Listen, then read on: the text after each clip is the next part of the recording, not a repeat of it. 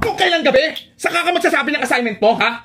Puro ka kasi laro! Puro ka laro maghapon!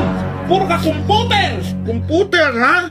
Nakalagay dito, magdikit ng halamang gamot. Yun lang, hindi mo ba malaman? Ha? Ididikit lang dito! Diyos ko, katawagin mo Kuya Kevin mo. Kuya, wala akong cellphone. Hindi mo kailangan ng cellphone para tawagin yung Kuya Kevin mo. Nasa sala lang! Diyos ko ka! Punta ka doon! Ngayon na? Isang taon! Sige!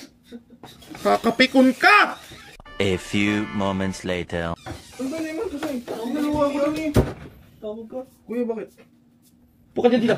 Sino? Hindi ikaw. Ikaw. Ha? Ha?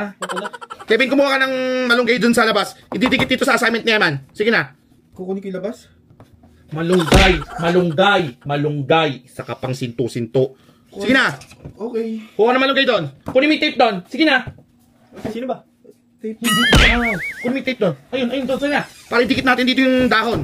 A few moments later. Sabihin mo sa teacher mo, yung malunggay na yan, pwede yan sa mga nagpapadede na nanay. Tapos,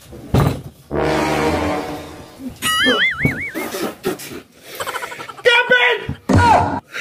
Bakit puno ng malunggay yung bitbit mo? Pwede ba sabi mo malunggay? Wala ka naman sinabing iba? Halika. Eto. Idikit mo dyan yung malunggay na dala mo! Isa! Ba't kaya nagalit si Kuya? Alam ko na, Kuya Kevin.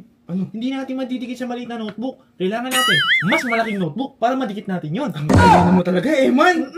Tara! Bili tayo! Bili tayo! Tara! Tara!